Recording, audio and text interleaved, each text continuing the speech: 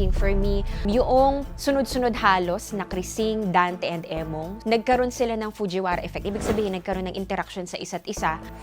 Sa gitna ng malakas na ulan, bumigay ang suspension bridge na ito sa Patnongon, Antique. Niragasari ng kulay putik na baha ang kalsadang ito sa bayan ng Tibiao, ang isang lumusong na sasakyan na ipit sa gitna ng rumaragasang baha. Kada bagyo naman, talagang iba yung adrenaline and may pressure sa akin as a weather presenter. Kailangan hindi ako magkamali, kailangan maging maayos at malinaw yung report ko. Malalim po ang baha. Lampas tao. Yung bahay namin naabot na yung sahig. Wala na kayong matulugan. Ito yung isa sa hindi ko makakalimutan kasi parang nasa labas pa lang ng Philippine Area of Responsibility. Parang ang dami na nang natatakot or kinakabahan. Ito yung bagyong Uwan.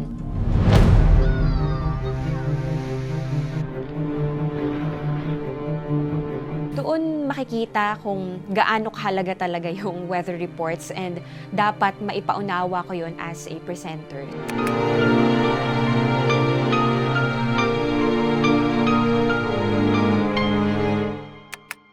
Ang ginagawa ko, sumusulat ako everyday naman ng mga balita tungkol sa panahon. So, tagasulat ako ng mga kung ano yung updates natin sa ating panahon, kung meron bang sama ng panahon na umiiral dito sa loob ng Philippine Area of Responsibility. Minsan, pagkagising ko pa lang, parang yun na kagad yung iniisip ko kung ano nang nangyari dun sa binabantayan na bagyo. Kasi, pagpasok ko pa lang dito sa GMA actually, may mga tao nang nagtatanong, yung mga nakakasalubong ko, kung uulan ba, may bagyo ba. So ako, bago ko pumasok din, ine-equip ko na rin yung sarili ko ng information para kahit papano masagot ko yung mga tanong nila. Huling namataan ng Pag-asa ang sentro ng Bagyong Krising sa layong 625 kilometers. Minomonitor ko muna kung ano yung mga nakikita dito sa Metra Weather, yung gamit nating software dito sa GMA Integrated News Weather Center. Kapag merong something na parang curious ako o may gusto pa akong makuhang detalye, tatawag ako sa Pag-asa. Ayan, everyday ko rin silang nakakausap. Nagtatanong ako kung ano ba yung nagpaulan sa ganitong lugar? Bakit po parang kakaiba yung weather ngayon? Kahit ako mismo, yung curiosity ko sa weather ay ayun, parang ina-answer ko gamit yung ating sources and of course yung mga, kung ano yung makukuha nating information mula sa ating mga expert. Pero Pag-asa talaga yung pinakang sinusunod ko, lalo na kapag merong bagyo para mas uniform yung pagbibigay natin ng information sa public. Pag may bagyo naman, pupunta ako sa sites or pages ng Pag-asa para ma-check ko kung ano nang nangyari, ano nang update.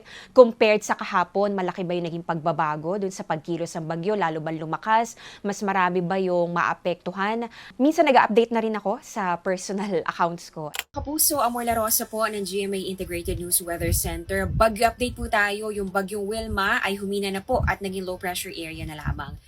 Sa pagsusulat ng weather reports or pag-broadcast niyan on TV, napakahalaga na malaman muna ng mga tao kung nasan yung bagyo. Saan ba ito ngayon? And after nun, saan ito papunta? Ano yung mga lugar na tatamaan? Ano yung mga lugar na dadaanan?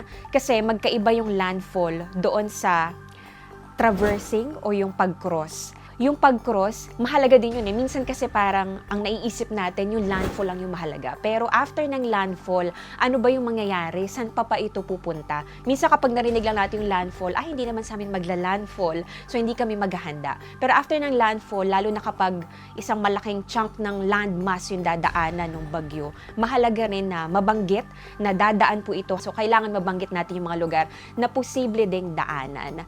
And after nun, mahalaga rin po na malaman ng ating mga kapuso kung saan na nakataas yung wind signal, kung meron man.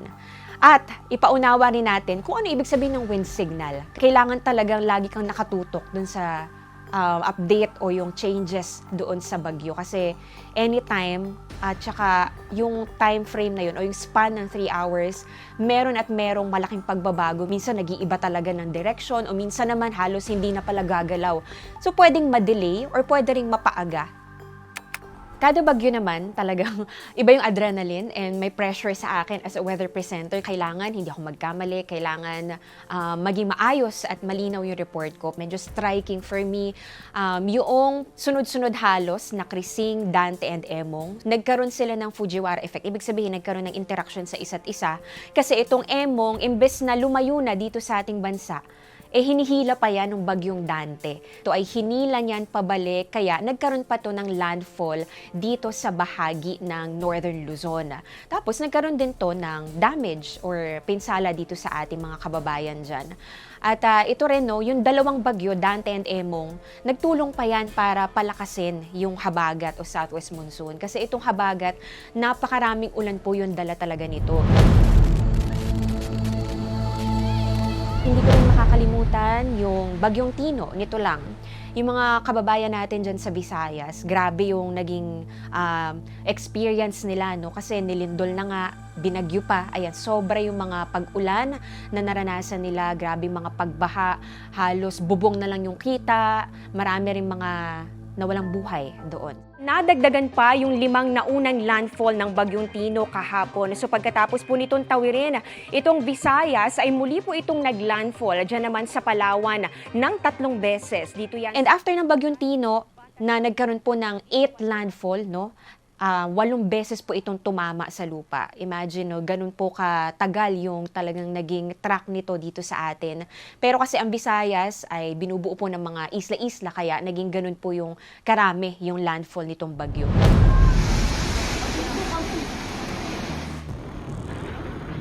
Yung bagyong Uwan, parang yung pakiramdam ko, naku, ito na naman, may malakas na namang bagyo.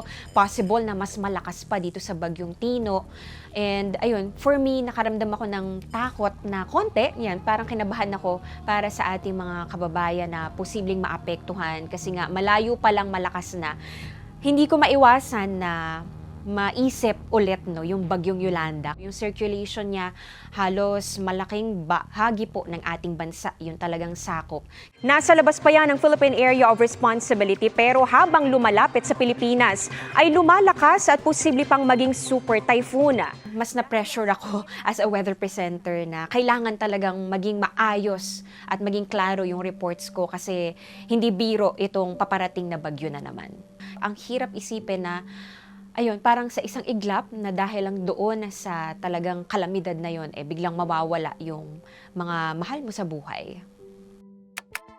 Meron tayong mga naging forecast na kumbaga hindi 100% na natupad doon sa actual. Pero yung forecast kasi ay guide natin para kung saan man papunta possibly itong mga bagyo. Kumbaga, para lang alam natin kung ano yung mga dapat paghandaan. For me, mas naging challenging for me na kailangan maipaunawa ko lalo doon sa mga tao na kahit po hindi mabanggit yung lugar ninyo doon sa landfall points na expected dito sa bagyong ito, kahit araw-araw ko yung ulitin, ginagawa ko para magkaroon din ng recall and maipaunawa ko ng maayos talaga sa viewers na meron po tayong tinatawag na cone of uncertainty. Medyo technical pakinggan, pero hindi lang po yung mga lugar na babanggitin kung saan mismo magla-landfall, doon lang maghahanda. Kumbaga, yung mga kalapit din noon, pwede kasing umangat o bumaba yung track ng mga bagyo.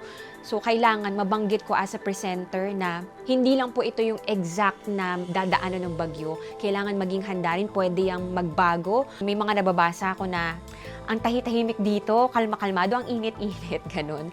Pero, ang pinakang way para i-handle ko yun for me, in-educate na lang natin yung mga kapuso natin kung ano ba ang ibig sabihin talaga kapag merong wind signal, bakit ba tayo naglalabas niyan. Kumbaga, babala pa lang. Sa mga susunod na oras, ito yung mararanasan nyo. Nakakatulong yung mga yon sa akin kasi mas alam ko kung saan ako magbibigay ng emphasis kapag magre-report ako.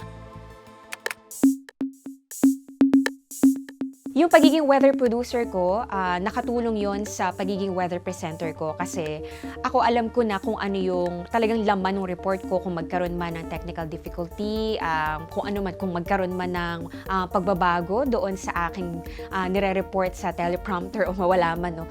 Alam ko pa rin kung ano yung dapat kong masabi. Natutunan ko sa mga experience ko sa aking mga report as a weather presenter and weather producer na rin na kung gaano kahalaga talaga yung pagbibigay natin ng maayos at malinaw na weather reports kasi doon nakasalalay yung mga kababayan natin kung paano sila gagalaw everyday kahit walang bagyo. Halimbawa, ano ba yung mga pwedeng gawin nila today na malayo doon sa naiplano nila kasi mag-iiba yung panahon. So doon ko na-realize kung gaano ka-crucial talaga yung responsibility as a weather presenter or weather producer kasi talagang nakakaapekto sa pang-araw-araw nating pamumuhay yung ating panahon. Malaking bagay na maiparating natin ng maayos, tama. Yan ang likas sa naging ating katawan. Ako po si Angela Sama sa GMA Integrated News Weather Center. Sa ating mga kapuso, sa mga susunod na taon pa, alam niyo po, ang Pilipinas po ay talagang madalas daanan ng bagyo. Meron tayong average na nasa 19 to 20 na bagyo kada taon. Sa Philippine Area of Responsibility, hindi lang po bagyo yung umiira. Minsan may kasabay pa yan. Meron pang mga shear line. So sabay-sabay, meron tayong intense thunderstorms, meron tayong ITCZ, amihan, ayan yung habagat, nagpapaulan po yan dito sa atin. At iba pang weather systems na posible pong magdulot din ng pinsala dito sa iba't ibang bahagi ng ating bansa. So dapat talagang tayo po ay maging handa. Kaya dapat nakamonitor din po tayo at make sure po na yung information na ating minomonitor or sinishare ay verified or tama. Kailangan po natin na magtulungan na para po maging maayos yung pagbibigay natin ng information. Lalo na nga kapag ganitong disaster preparedness ang ating pinag-uusapan, kailangan po yung tamang impormasyon lamang yung ating ma-share para hindi po tayo mag-create ng confusion at syempre panic sa ating mga kababayan. Sa susunod na taon mga kapuso ay panatilihin po ninyo ang pagiging informed sa ating weather condition. Araw-araw po yan, hindi lang po tuwing may bagyo.